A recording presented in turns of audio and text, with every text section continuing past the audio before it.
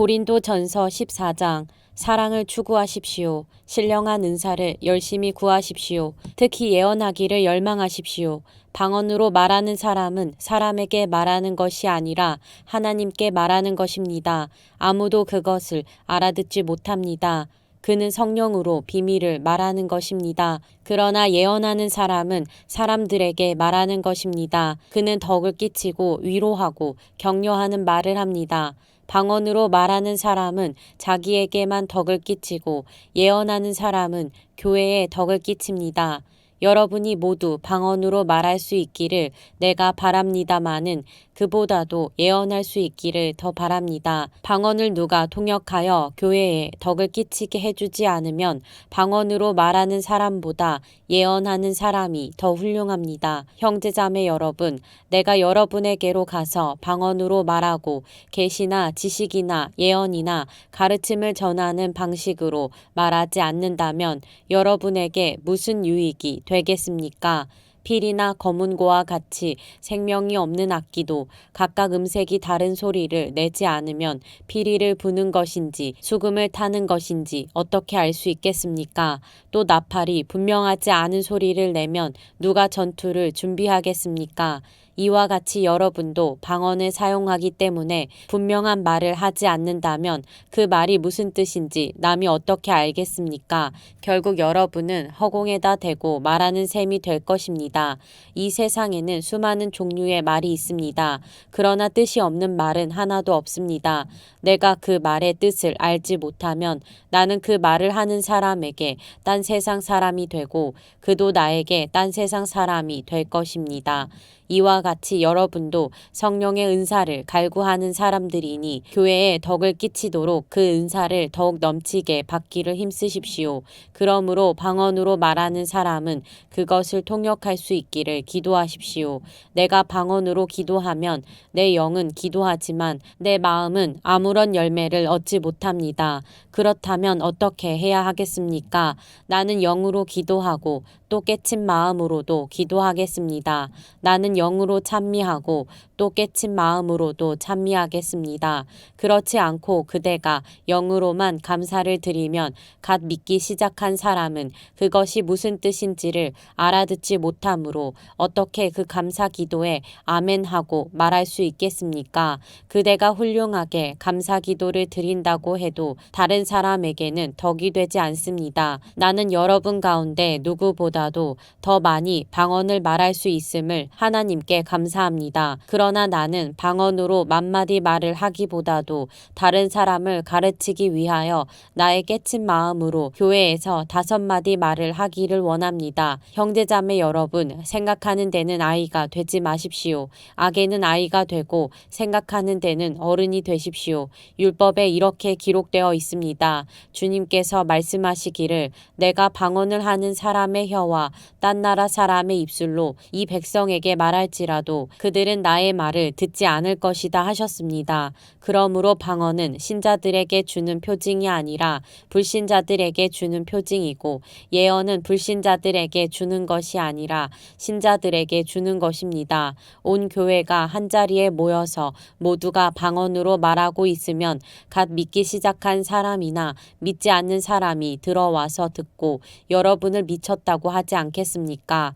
그러나 모두가 예언을 말하고 있으면 갓 믿기 시작한 사람이나 믿지 않는 사람이 들어와서 듣고 그 모두에게 질책을 받고 심판을 받아서 그 마음속에 숨은 일이 드러나게 됩니다. 그래서 그는 엎드려서 하나님께 경배하면서 참으로 하나님께서 여러분 가운데 계십니다 하고 환히 말할 것입니다. 그러면 형제 자매 여러분, 어떻게 해야 하겠습니까? 여러분이 함께 모이는 자리에는 찬송하는 사람도 있고 가르치는 사람도 있고 하나님의 계시를 말하는 사람도 있고 방언으로 말하는 사람도 있고 통역하는 사람도 있습니다. 모든 일을 남에게 덕이 되게 하십시오. 누가 방언으로 말할 때에는 둘 또는 많아야 셋이서 말하되 차례로 말하고 한 사람은 통역을 하십시오. 통역할 사람이 없거든 교회에서는 침묵하고 자기에게와 하나님께 말하십시오. 예언하는 사람은 둘이나 셋이서 말하고 다른 이들은 그것을 분별하십시오. 그러나 앉아있는 다른 사람에게 계시가 내리거든 먼저 말하던 사람은 잠잠하십시오. 여러분은 모두 한 사람씩 예언을 할 수 있습니다. 그래야 모두가 배우고 권면을 받게 됩니다. 예언하는 사람의 영은 예언하는 사람에게 통제를 받습니다. 하나님은 무질서의 하나님이 아니라 평화의 하나님이십니다. 성도들의 모든 교회에서 그렇게 하는 것과 같이 여자들은 교회에서는 잠자코 있어야 합니다. 여자에게는 말하는 것이 허락되어 있지 않습니다. 율법에서도 말한 대로 여자들은 복종해야 합니다. 배우고 싶은 것이 있으면 집에서 자기 남편에게 물으십시오. 여자가 교회에서 말하는 것은 자기에게 부끄러운 일입니다. 하나님의 말씀이 여러분에게서 났습니까? 또는 여러분에게만 내렸습니까? 누구든지 자기가 예언자이거나 성령을 은사로 받은 사람이라 생각하거든 내가 여러분에게서 보내는 이 글이 주님의 명령이라는 것을 알아야 합니다. 누구든지 이것을 인정하지 않으면 그 사람도 인정을 받지 못할 것입니다. 그러므로 나의 형제 자매 여러분, 예언하기를 열심히 구하십시오. 그리고 방언으로 말하는 것을 막지 마십시오. 모든 일을 적절하게 하고 질서 있게 해야 합니다. 고린도전서 15장 형제 자매 여러분, 내가 여러분에게 전한 복음을 일깨워 드립니다. 여러분은 그 복음을 전해 받았으며 또한 그 안에 서 있습니다. 내가 여러분에게 복음으로 전해드린 말씀을 헛되이 믿지 않고 그것을 굳게 잡고 있으면 그 복음을 통하여 여러분도 구원을 얻을 것입니다. 나도 전해받은 중요한 것을 여러분에게 전해드렸습니다. 그것은 곧 그리스도께서 성경대로 우리 죄를 위하여 죽으셨다는 것과 무덤에 묻히셨다는 것과 성경대로 사흘날에 살아나셨다는 것과 게바에게 나타나시고 다음에 12 제자에게 나타나셨다고 하는 것입니다. 그 후에 그리스도께서는 한 번에 500명이 넘는 형제 자매들에게 나타나셨는데 그 가운데 덜어는 세상을 떠났지만 대다수는 지금도 살아 있습니다. 다음에 야고보에게 나타나시고 그 다음에 모든 사도들에게 나타나셨습니다. 그런데 맨 나중에 다리 차지 못하여 난 자와 같은 나에게도 나타나셨습니다. 나는 사도들 가운데서 가장 작은 사도입니다. 나는 사도라고 불릴 만한 자격도 없습니다. 그것은 내가 하나님의 교회를 박해했기 때문입니다. 그러나 나는 하나님의 은혜로 오늘의 내가 되었습니다. 나에게 베풀어 주신 하나님의 은혜는 헛되지 않았습니다. 나는 사도들 가운데 어느 누구보다도 더 열심히 일하였습니다. 그러나 이렇게 한 것은 내가 아니라 나와 함께 하신 하나님의 은혜입니다. 그러므로 나나 그들이나 할 것 없이 우리는 이렇게 전파하고 있으며 여러분은 이렇게 믿었습니다. 그리스도께서 죽은 사람 가운데서 살아나셨다고 우리가 전파하는데 어찌하여 여러분 가운데 덜어는 죽은 사람의 부활이 없다고 말합니까? 죽은 사람의 부활이 없다면 그리스도께서도 살아나지 못하셨을 것입니다. 그리스도께서 살아나지 않으셨다면 우리의 선포도 헛되고 여러분의 믿음도 헛될 것입니다. 우리는 또한 하나님을 거짓되이 증언하는 자로 판명될 것입니다. 그것은 죽은 사람이 살아나는 일이 정말로 없다면 하나님께서 그리스도를 살리지 아니하셨을 터인데도 하나님께서 그리스도를 살리셨다고 하나님에 대하여 우리가 증언했기 때문입니다. 죽은 사람들이 살아나는 일이 없다면 그리스도께서 살아나신 일도 없었을 것입니다. 그리스도께서 살아나지 않으셨다면 여러분의 믿음은 헛된 것이 되고 여러분은 아직도 죄 가운데 있을 것입니다. 그리고 그리스도 안에서 잠든 사람들도 멸망했을 것입니다. 그리스도 안에서 우리가 바라는 것이 이 세상에만 해당되는 것이라면 우리는 모든 사람 가운데서 가장 불쌍한 사람일 것입니다. 그러나 이제 그리스도께서는 그리스도께서는 죽은 사람들 가운데서 살아나셔서 잠든 사람들의 첫 열매가 되셨습니다. 한 사람으로 말미암아 죽음이 들어왔으니 또한 한 사람으로 말미암아 죽은 사람의 부활도 옵니다. 아담 안에서 모든 사람이 죽는 것과 같이 그리스도 안에서 모든 사람이 살아나게 될 것입니다. 그러나 각각 제 차례대로 그렇게 될 것입니다. 첫째는 첫 열매이신 그리스도요. 그 다음은 그리스도께서 재림하실 때에 그리스도께 속한 사람들입니다. 그때가 마지막입니다. 그때에 그리스도께서 모든 통치와 모든 권위와 모든 권력을 패하시고 그 나라를 하나님 아버지께 넘겨드리실 것입니다. 하나님께서 모든 원수를 그리스도의 발 아래에 두실 때까지 그리스도께서 다스리셔야 합니다. 맨 마지막으로 멸망받을 원수는 죽음입니다. 성경에 이르기를 하나님께서 모든 것을 그의 발 아래에 굴복시켰다 하였습니다. 모든 것을 굴복시켰다고 말할 때에는 모든 것을 그에게 굴복시키신 분은 그 가운데 들어있지 않은 것이 명백합니다. 그러나 모든 것이 하나님께 굴복당할 그때에는 아들까지도 모든 것을 자기에게 굴복시키신 분에게 굴복하실 것입니다. 그래서 하나님은 만유의 주님이 되실 것입니다. 죽은 사람들이 살아나지 않는다면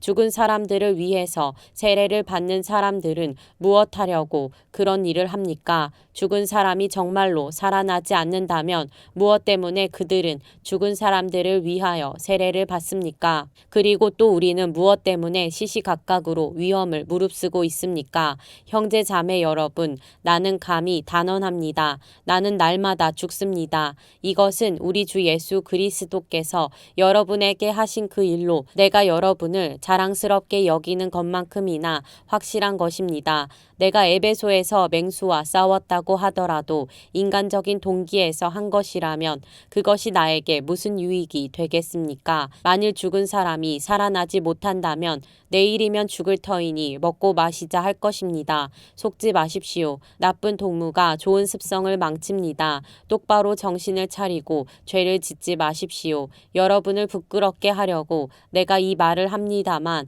여러분 가운데서 덜어는 하나님을 아는 지식이 없습니다. 그러나 죽은 사람이 어떻게 살아나며 그들은 어떤 몸으로 옵니까 하고 묻는 사람이 있을 것입니다. 어리석은 사람이여, 그대가 뿌리는 씨는 죽지 않고서는 살아나지 못합니다. 그리고 그대가 뿌리는 것은 장차 생겨날 몸 그 자체가 아닙니다. 밀이든지 그 밖에 어떤 곡식이든지 다만 씨앗을 뿌리는 것입니다. 그러나 하나님께서는 원하시는 대로 그 씨앗에 몸을 주시고 그 하나하나의 씨앗에 각기 고유한 몸을 주십니다. 모든 살이 똑같은 살은 아닙니다. 사람의 살도 있고 짐승의 살도 있고 새의 살도 있고 물고기의 살도 있습니다. 하늘에 속한 몸도 있고 땅에 속한 몸도 있습니다. 하늘에 속한 몸들의 영광과 땅에 속한 몸들의 영광이 저마다 다릅니다. 해의 영광이 다르고 달의 영광이 다르고 별들의 영광이 다릅니다. 별마다 영광이 다릅니다. 죽은 사람들의 부활도 이와 같습니다. 썩을 것으로 심는데 썩지 않을 것으로 살아납니다. 비천한 것으로 심는데 영광스러운 것으로 살아납니다. 약한 것으로 심는데 강한 것으로 살아납니다. 자연적인 몸으로 심는데 신령한 몸으로 살아납니다. 자연적인 몸이 있으면 신령한 몸도 있습니다. 성경에 첫사람 아담은 산 영이 되었다고 기록한 바와 같이 마지막 아담은 생명을 주시는 영이 되셨습니다. 그러나 신령한 것이 먼저가 아닙니다. 자연적인 것이 먼저요. 그 다음이 신령한 것입니다. 첫사람은 땅에서 났으므로 흙으로 되어 있지만 둘째 사람은 하늘에서 났습니다. 흙으로 빚은 그 사람과 같이 흙으로 되어 있는 사람들이 그러하고 하늘에 속한 그분과 같이 하늘에 속한 사람들이 그러합니다. 흙으로 빚은 그 사람의 형상을 우리가 입은 것과 같이 우리는 또한 하늘에 속한 그분의 형상을 입을 것입니다. 형제 자매 여러분, 내가 말하려는 것은 이것입니다. 살과 피는 하나님 나라를 바를 유산으로 받을 수 없고 썩을 것은 썩지 않을 것을 유산으로 받지 못합니다. 보십시오. 내가 여러분에게 비밀을 하나 말씀드리겠습니다. 우리가 다 잠들 것이 아니라 다 변화할 터인데 마지막 나팔이 울릴 때에 눈 깜빡할 사이에 홀연히 그렇게 될 것입니다. 나팔 소리가 나면 죽은 사람은 썩어 없어지지 않을 몸으로 살아나고 우리는 변화할 것입니다. 썩을 몸이 썩지 않을 것을 입어야 하고 죽을 몸이 죽지 않을 것을 입어야 합니다. 썩을 이 몸이 썩지 않을 것을 입고 죽을 이 몸이 죽지 않을 것을 입을 그때에 이렇게 기록한 성경 말씀이 이루어질 것입니다. 죽음을 삼키고서 승리를 얻었다. 죽음아, 너의 승리가 어디에 있느냐? 죽음아, 너의 독침이 어디에 있느냐? 죽음의 독침은 죄요. 죄의 권세는 율법입니다. 그러나 우리 주 예수 그리스도를 통하여 우리에게 승리를 주시는 하나님께 우리는 감사를 드립니다. 그러므로 나의 사랑하는 형제 자매 여러분, 굳게 서서 흔들리지 말고 주님의 일을 더욱 많이 하십시오. 여러분이 아는 대로 여러분의 수고가 주님 안에서 헛되지 않습니다. 고린도전서 16장 성도들을 도우려고 모으는 헌금에 대하여 말합니다. 내가 갈라디아 여러 교회에 지시한 것과 같이 여러분도 그대로 하십시오. 매주 첫날에 여러분은 저마다 수입에 따라 얼마씩을 따로 저축해 두십시오. 그래서 내가 갈 때에 그제야 헌금하는 일이 없어야 할 것입니다. 내가 그리로 가게 되면 그때에 여러분이 선정한 사람에게 내가 편지를 써 주어서 그가 여러분의 선물을 가지고 예루살렘으로 가게 하겠습니다. 나도 가는 것이 좋다면 그들은 나와 함께 갈 것입니다. 나는 마케도니아를 거쳐서 여러분에게로 가겠습니다. 내가 마케도니아를 지나서 여러분에게로 가면 얼마 동안은 함께 지낼 것이고 어쩌면 겨울을 나게 될지도 모르겠습니다. 그 다음에 여러분은 내가 가려는 곳으로 나를 보내주시기를 바랍니다. 지금 나는 지나가는 길에 잠깐 들러서 여러분을 만나보려는 것은 아닙니다. 주님께서 허락해 주시면 얼마 동안 여러분과 함께 머무르고 싶습니다.